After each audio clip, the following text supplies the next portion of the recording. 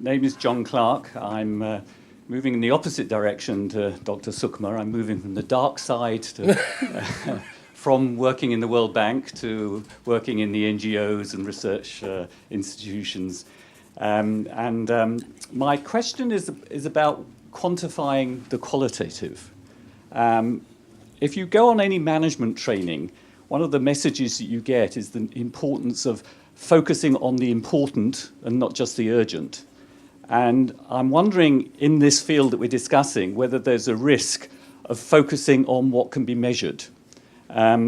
In a lot of my work has been on areas of empowerment, participation, accountability, promoting responsive and good government, and these sort of soft issues which don't lend themselves so readily to the gathering of evidence that can be regarded as scientifically rigorous. And I wonder whether the panel could throw any light on whether there is a potential problem on a focus on evidence moving towards priorities that lend themselves to that type of evidence gathering, whether that is an issue, but also whether you can throw any light on ways in which these more difficult, more sort of political issues lend themselves to evidence gathering. Thank you. I know that's a very hot topic, so I'm sure people will have opinions. Jane. My name's Jane Clark, so following on from John. And I work in DFID in the Climate and Environment Department. And I think my question is following on from yours, John, actually. We're doing a lot of work at the moment on thinking about learning. And I was just wanted to ask the panelists, maybe Ian or others who might be interested, where does evidence stop and learning start? And I think it's to do with these soft systems and the kind of tacit knowledge which either helps a policy to work or not, and it's not just about the hard numbers. So I think I'm probably asking something similar to John. So where does evidence and learning overlap, and do you see the same issues coming through? Thank you. And at the end. Are you a clerk? No, but I do work at DFID. James Barnes from DFID. I had a question that we currently seem to be living or moving into a post-truth world with many of our politicians maybe saying we've had enough of experts. With that sort of rhetoric from donor countries and from Western countries, how do we continue to convince developing countries, particularly the ones Dr. Sukma talks about, which are moving from authoritarianism to democracy, that evidence is a really important part of their transparent and effective governance? Thank you. Dr. Sukma, would you like to answer that last question first? And then perhaps we can come to the other. I think Ian mentioned it, that's, how you actually create this, trust. Again, it's coming back to that, particular questions. Sorry to say, for example, if, government officials say, based on the advice of the World Bank, so we are going to do this, and then you're dead immediately. So that's, problem, is really there. So in that context, you need to work, also with those, I think, institutions, with those, scientists, with those researchers in that particular, country. So in order to really to show that, actually we can do this together. So it's not like as if, like say World Bank is up there and then the rest, national is actually down there. They're not experienced, they're from developing countries, third world, so this is the best research that we can provide.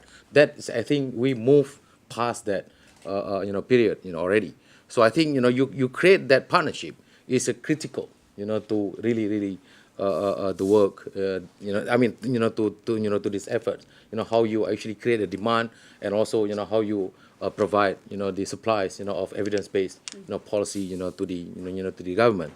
Without, that, collective efforts, I think it's very difficult to convince, the governments in the developing world, to really, see the importance of those, research. Yeah. And is it? I mean, I think this is a general question to the panel. Is this? I'm very nervous about this phrase "post-truth politics," because I think it means that I live in a part of England that voted quite heavily to leave the European Union, which I didn't vote to leave the European Union, but a lot of my friends and neighbours did, and is the danger that if we start talking about post-truth politics, that we privilege a sort of a hyper-rationalist, expert-driven approach that doesn't take account of the values of many of the people whom we're supposed to be benefiting? No, I think what it means is really that with the social media and so on, it's very difficult and a very little time that people have in order to read whatever they come across. So then it's very difficult to differentiate between fact and fictions. So the challenge now, I think, is more. In the past probably still is at the moment that we need to convince the government, the policy making machinery, in order to take into account the evidence-based studies. But now we need also to tell the public. For example, I'm an ambassador, I can't say this. Right.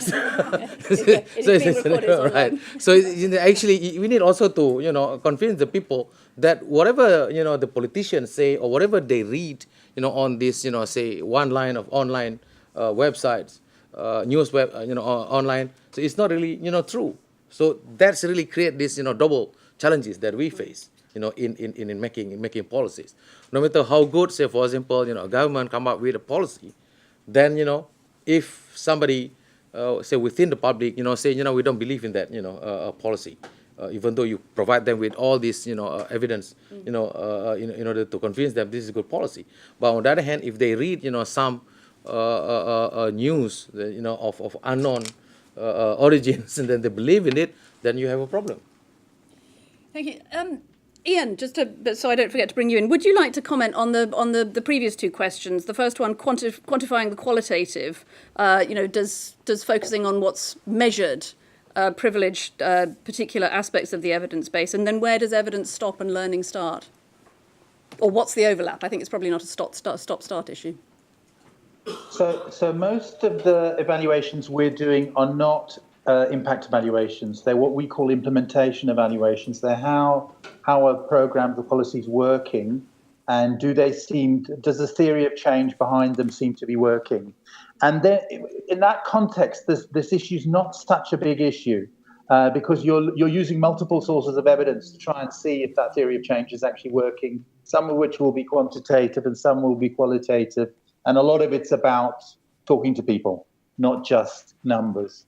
So for us, I wouldn't say that's such a big issue. It will become more of an issue when we want to do more impact evaluations later. At the moment, we probably do 5% impact evaluations. Jane, great to have you and to communicate, even if it's at such a distance. Evidence and learning. Well, I think that what underlies our whole evaluation system is trying to get people into learning mode. And when people ask me what my job is, I basically say it's about institutionalizing learning in government. And so to me, the whole process, when you first start and ask people, what are there things that you think should be evaluated? You start a process of inquiry and curiosity and thinking, which is a learning process. And then as you start to think through what might be terms of reference, and we go through with all the evaluations that we select, and I'm talking about the national evaluations at the moment. We also have a system at provincial level and whatever that we're setting up. But the national ones, we start off very early doing a theory of change with the program people to try and think through what actually is this program, because they definitely won't have one, and to try and understand it. And that's a huge learning curve for people to do that theory of change. So I think the whole process is a real learning right from the beginning, where and it's not just about the results at the end. And so the process is as important as the product. So yeah, I think it's both. Just to say also, I think that just on that third question, I think there's a really important issue now, which is about the fact that the values, as you say, Louise, of the rational world do not necessarily match the values of a lot of the population. and the political elites have lost touch with the people. It's happened in South Africa too.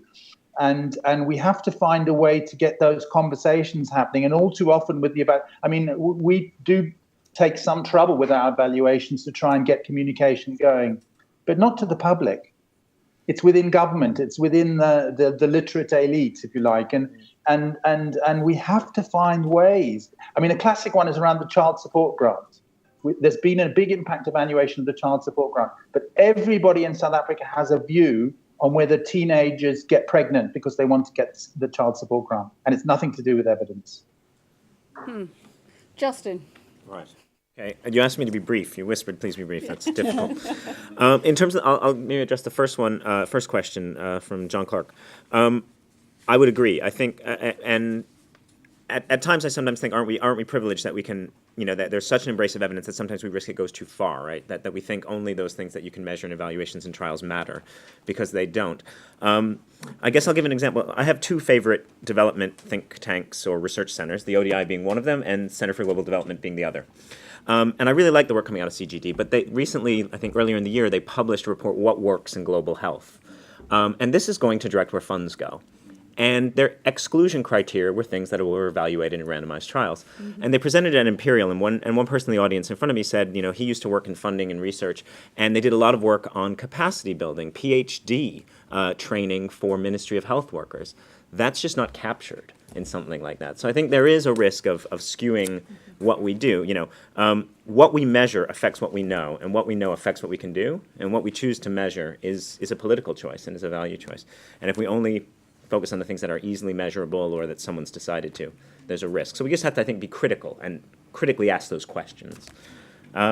Post-truth politics is a huge issue. I think it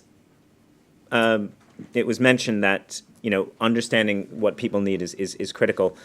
But there has been a lot of discussion. I think political scientists are going to try and unpack this for a while about what's happened in the last year. There is an increase in sources of information that play to cognitive biases. People can find information that confirm what they want, that tells them that they want to hear, that helps them avoid their cognitive dissonance, that looks particularly authoritative. Now, historically, there have been big pushes by industry actors to undermine scientific, consensus when it comes to global warming or tobacco smoke. But now we're seeing it for almost every issue on the ideological spectrum. And I think there is an issue with how we respond to that. How do we institutionalize, how do we build cultures that recognize that, news from Facebook may be biased, that you need to look at the source, and so on. And I think it is a huge issue. Thank you. Penny, can I just take another round of questions? And I'm sure you're burning to say things, but I'm sure they will come up in the next round. Can we go for another round of questions, please? So there's 1, 2... Okay, can we start with the gentleman at the front?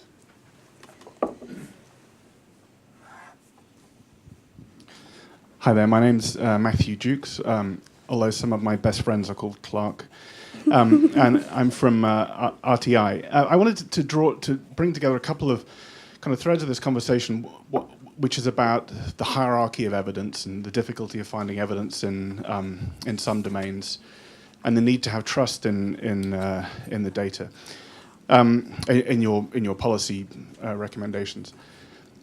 My impression, and I guess I'm inviting you to challenge it if this is not your impression, but I feel like evidence bubbles up to be a systematic review, pretty solid, and then people listen to it. But if it falls below that, then actually it's generally ignored, and people make decisions based on their own factors. So I feel like we're missing, in that sense, we miss lots of opportunities where the evidence is messy, but we can draw things from it, such as identifying areas that really aren't promising, or identifying areas where we could have a massive benefit, but relatively low risk, but the evidence isn't yet certain. So I'd just like to hear your thoughts about how we engage, or we get policymakers who already, it's already a challenge to get them to engage with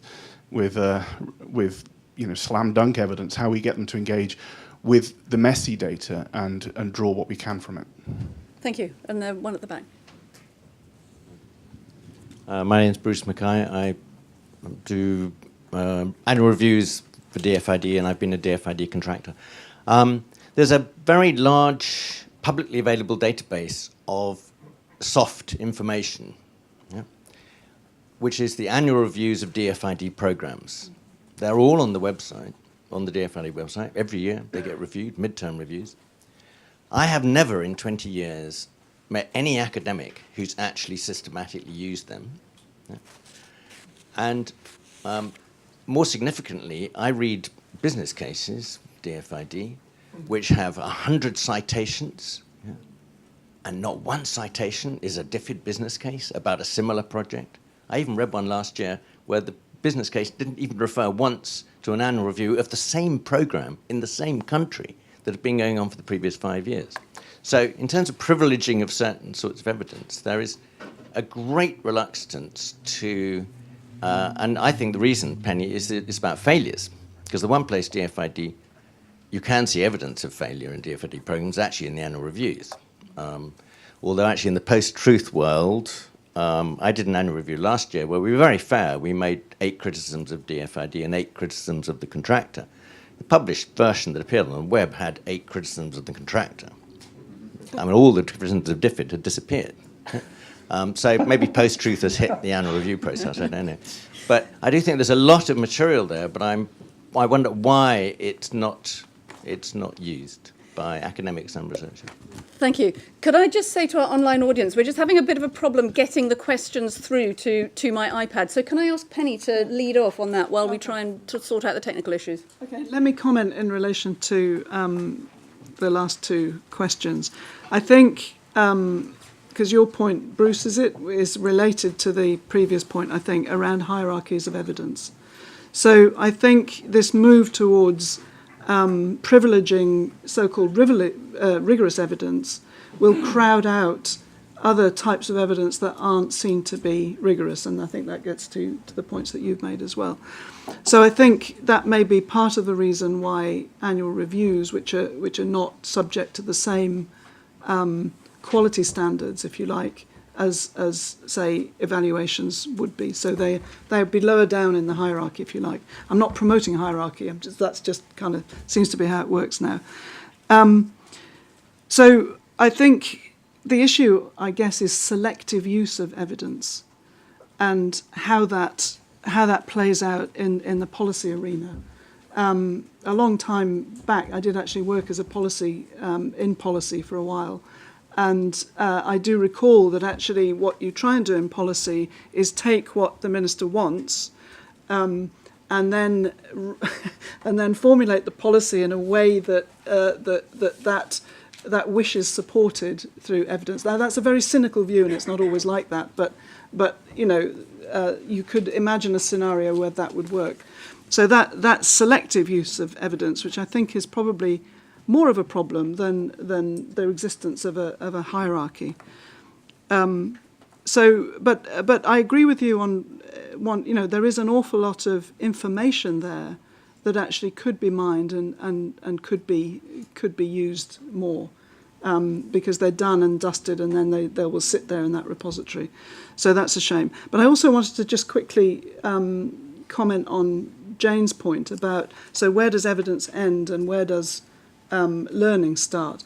I think what I'm seeing is that, particularly in the evaluation area, is that there are different types of evaluation that are moving in that actually connect quite well the evaluation process and the learning process. So these are evaluations that are not arm's length, that are not done retrospectively. You do something for 3-5 years and then you look back and see whether it was successful.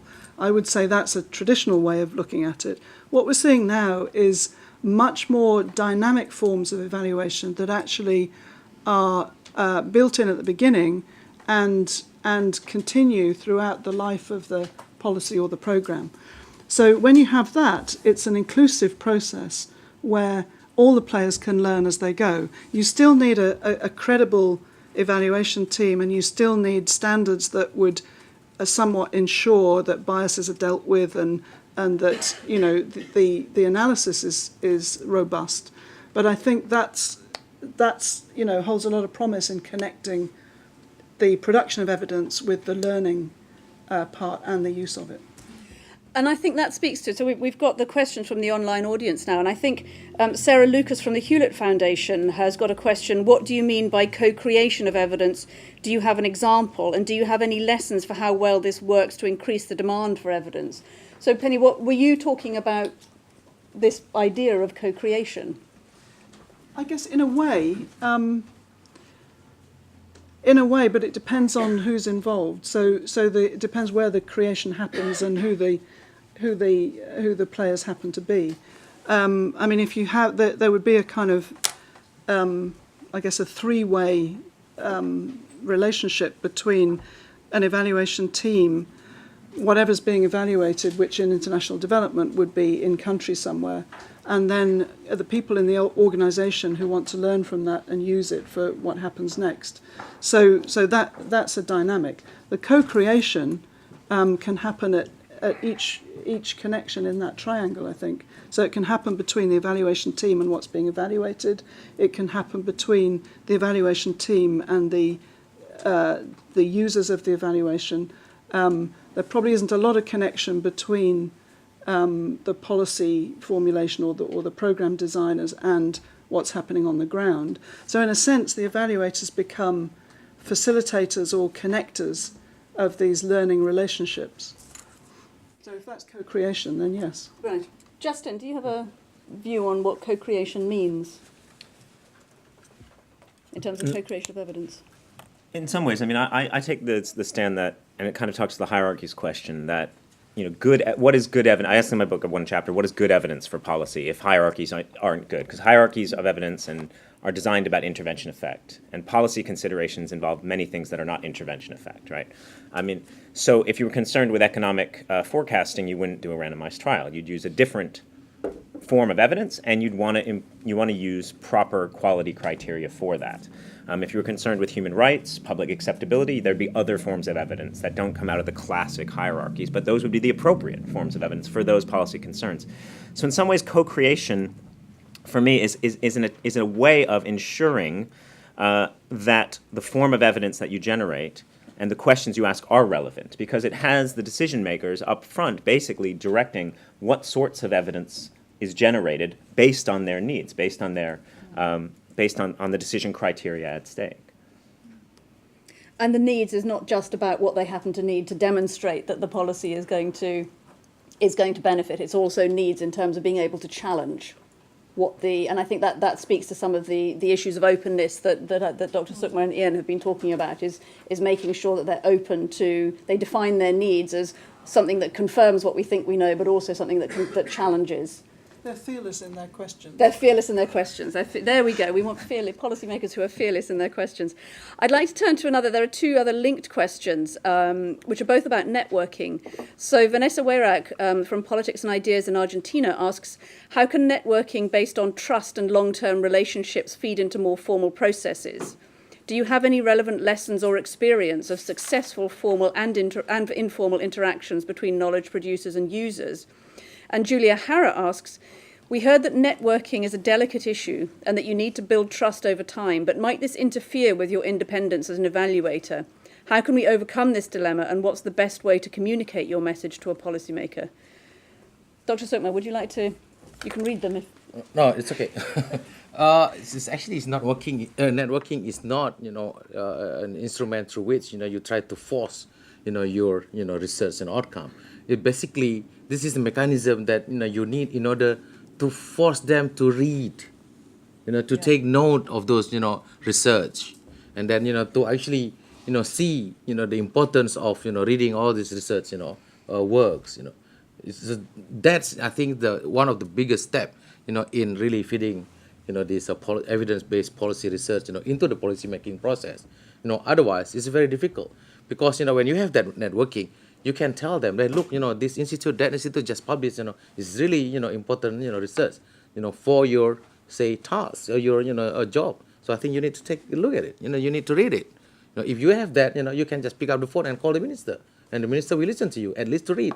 And that will fit in into the process, because it's not like one research and then, you translate it into the policy immediately. But, the more, the policy team reads, all this research from many, many institutions, I think the better. So networking function more in that context, rather than trying to force say a policy makers to decide using your research. Ian, have you got a comment on that? I mean, you kind of you work as an independent.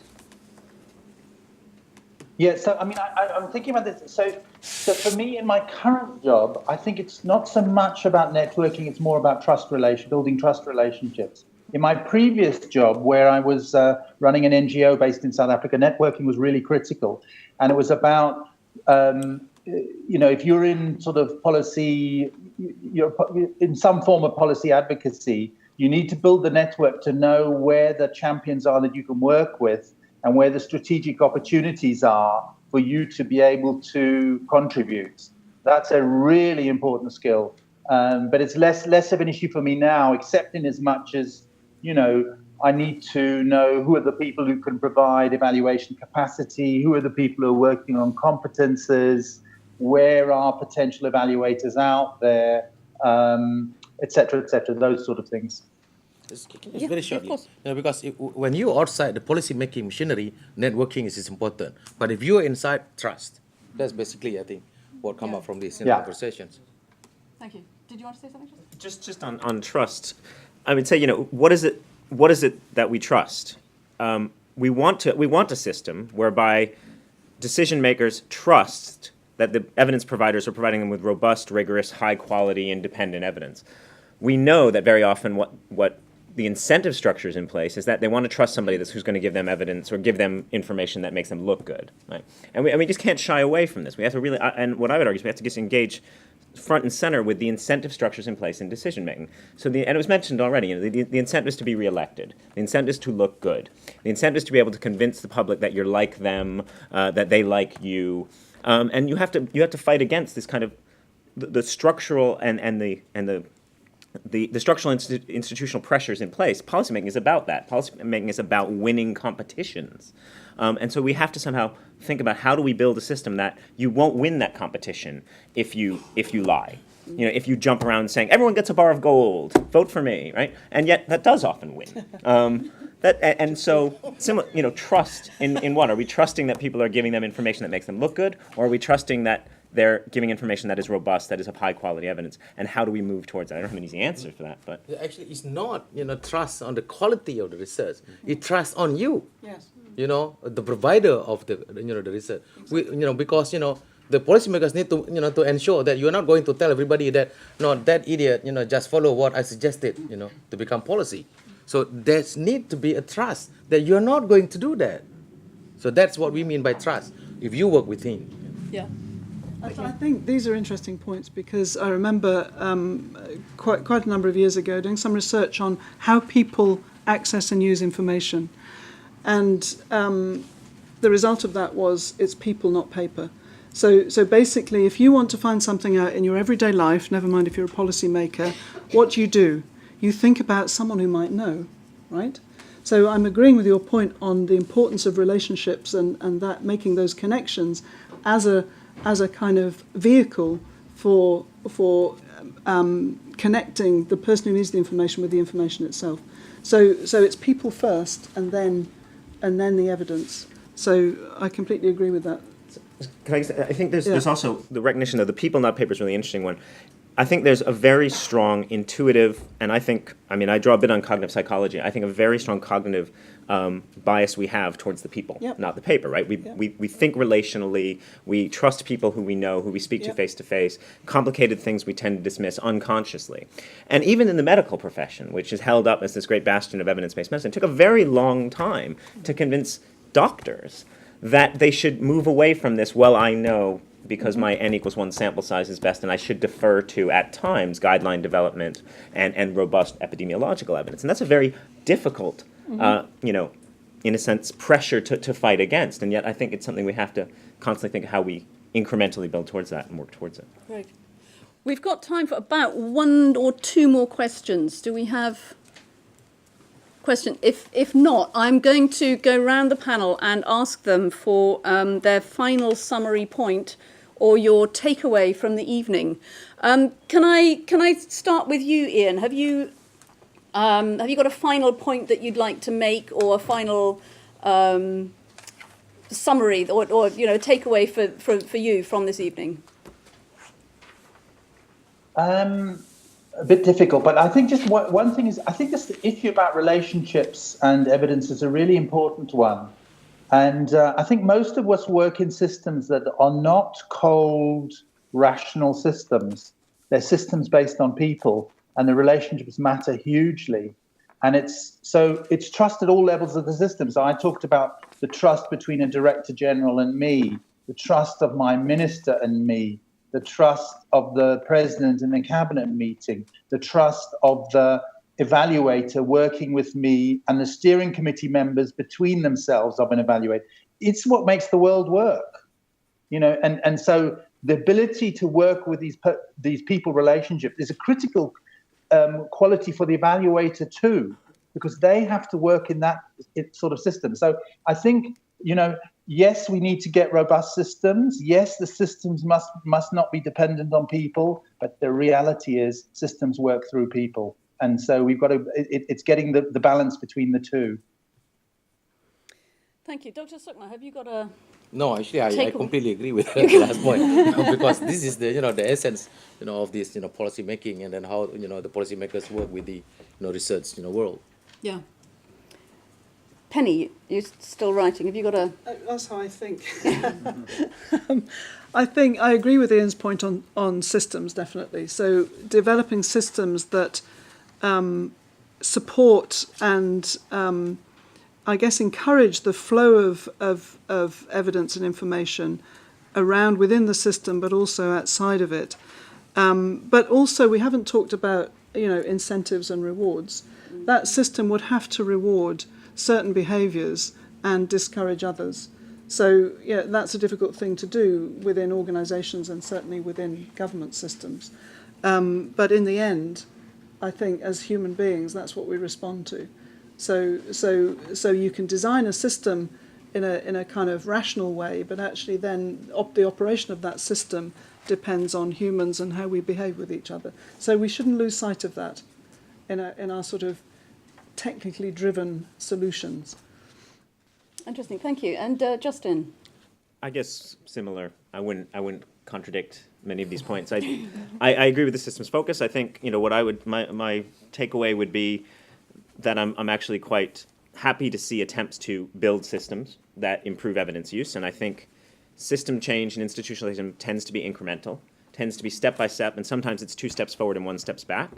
But systems evolve, and what I would call for is just greater critical reflection on the direction we're going. What is a step in the right direction? What does it look like for evidence use? So what is good evidence use? What is a good system? What is a good process that ensures that we have rigorous, robust, scientifically valid evidence being used within decision-making processes which remain accountable to and representative of local populations. So there are governance principles, there's scientific principles, and as we change our systems, trying to make sure we have that good governance perspective. And I can't say Louise, can I just add something? Yes, Ian. So just what struck me is I think one of the things we need is systems that promote effective conversations. So it doesn't happen by accident. So the systems, so for example, in our case, I think we've been quite good at getting the systems in place for good conversations before you design an evaluation, and quite good conversations going during the evaluation, and reasonable about designing what we have as an improvement plan at the end of the evaluation, but not for the post-improvement plan process. And so the process of trying to ensure that the improvement plan is actually implemented and doesn't just become either a compliance exercise, because people have to monitor it for us. So if we think about the systems as creating the spaces that allow those conversations, which do allow learning and allow people to change and take on new ideas. And then there's a whole other webinar that we need to have on formal and informal systems, and and how you structure them. Ian, when you first started and you said it's about systems to promote effective conversations, there was a lot of nodding and there was a lot of people saying yes in the room. I don't think you could see that. So I think that's a great note to end on. I would like to thank my panel very, very much indeed. I think that's been a fantastic conversation. I can see all my colleagues in the Rapid team have been scribbling away. This will be recorded. This will be recorded, and I think it'll go up online, won't it? Yeah, there's nodding at the back. So this will go up online. So if, like me, you started listening to the conversation rather than actually taking notes, don't worry, you will be able to go back into it. But I'd very much like to thank Dr. Sukma. It's a real pleasure to meet you, and I hope we'll be in touch in future. Ian, I will see you next week sometime when I go out to Pretoria. Penny, good luck. You're moving on from DFID, and we wish you all the very best. Thank you. And Justin, I will talk my PhD continually with you Regularly. regularly. And I'd like to thank very much you for being here in the room and the online audience. Sadly, the online audience and Ian can't join us for drinks, but for those of you who are here in person, there's drinks and an opportunity for networking next door. So thank you very much indeed. And conversations. Yes, we've set up a system for conversations next door. Yeah, thank you.